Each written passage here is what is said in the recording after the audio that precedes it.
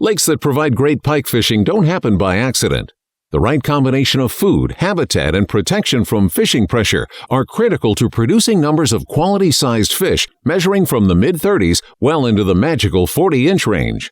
Up next, Jon outlines a foolproof process for finding the best pike lakes in your local area.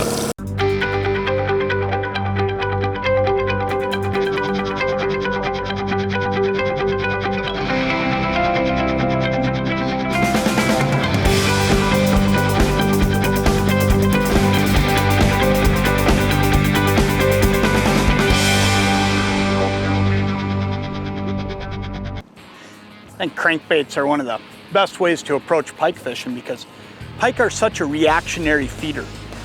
And they'll slash and they'll come a long ways and they'll fire at a bait and really come at it hard when they see it come by. So a crankbait really fits that bill.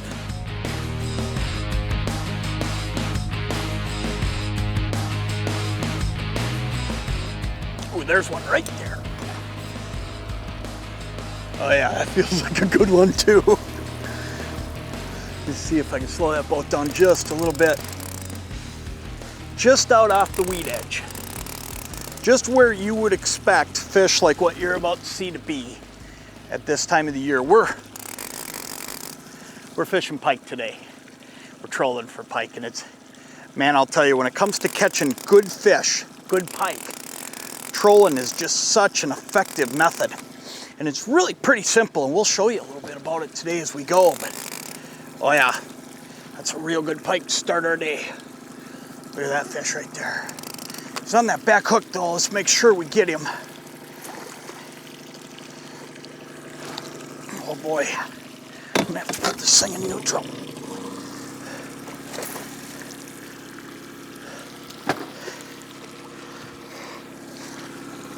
Look at that. That's what we came for right there.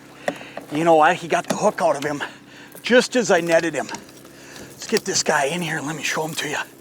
Wow, that's exactly what we came here for today. Big pike. And what's really cool about what we're gonna show you today is so often there are lakes with hammer handles all over them. This pike right here, that is a big fish. That's a big, thick, healthy fish. And fish like that one, you can find them. You can find places where these fish live. You don't have to fish those hammer handle lakes where you go through them one after another. Where we're fishing today, this is the average. You can find these diamonds in the rough. You just gotta look for them. Let's get this guy back in the water and we'll get us another one. Look at that.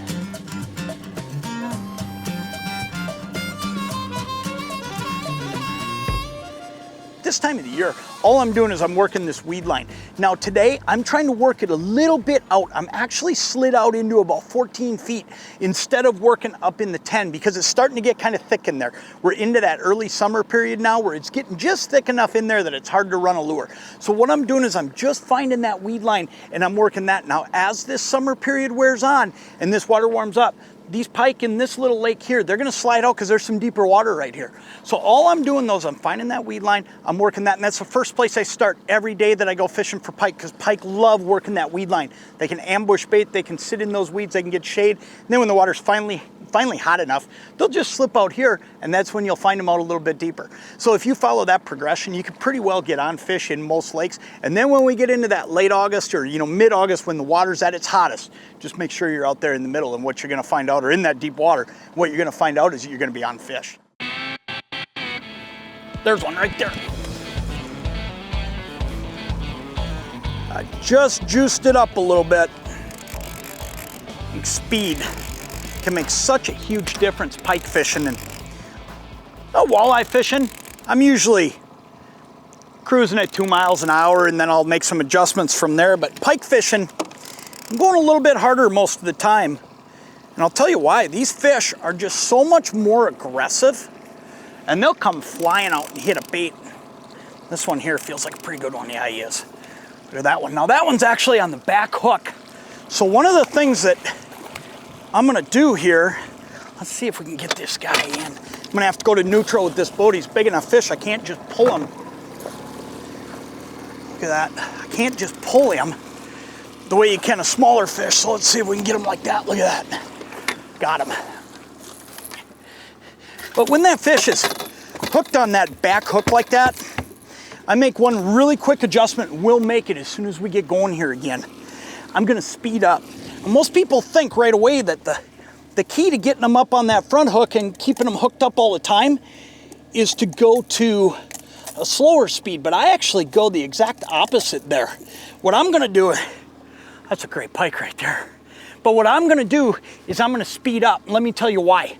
Pike are an aggressive thrashing feeder. So if they're gonna come flying from a distance, like that guy just did, there he goes. What I'm gonna do is I'm gonna try to get him to come even harder. I'm gonna speed up and try to get him to hit that bait even harder and even faster, because a lot of times that'll get him up on that first hook. A lot of times we think, well, let's just slow the boat down. The fish will get there, he'll get more of the hooks. But here's the thing, a lot of times that might also mean that those fish aren't gonna be as aggressive and come out and hit it. So if you're trying to make that decision on speed with your pike, start in that 2.3, 2.4. But if you're having a hard time getting them hooked up or they're on the back hook all the time, speed up. If that doesn't work, then slow it down a little bit. Somewhere in between, you're gonna find what you're looking for. Reel this one in and check it. We went a little bit there without a fish, and the way our morning's been, if you go a little ways without a fish, something's wrong. We've been able to pick fish up pretty much every time through this area. Well, I got this in here. Let me show you this lure. This is a great new lure from Lindy. It's called the Rally Fish. What's cool about this lure is it dives to 26 feet. So even in those midsummer months when those fish go deeper, you're gonna be able to get down to them. Or you can do what we're doing with it today because it runs so perfectly true. I can set up and run a brake line or run a weed line like this, and I know that lure's directly behind me and running great. The other thing it's got is rattles. And I love lures with rattles, especially this high pitch rattle. When you've got a lure that rattles like that, it brings fish out of the weeds today, or it brings them from the deep where they don't see as well. It can really get them to tune in through both the vibration and the noise. Let's get it back in the water and see if it can't get us another fish.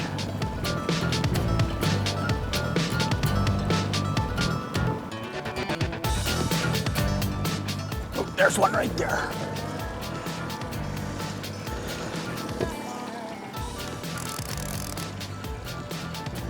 Feels like another good fish. There are fish all over here right now.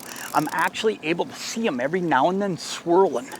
These fish they're feeding from top of the water column all the way to the bottom right now. I mean, there are just a bunch of good pike here right now.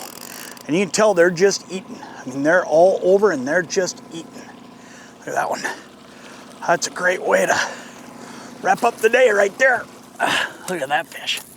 Got himself unhooked for me. Whew, settle down there, buddy. Settle down. Look at that. Man, there's pretty color on that fish right there. You can do this. You can come out and find these lakes. They're not that hard to find.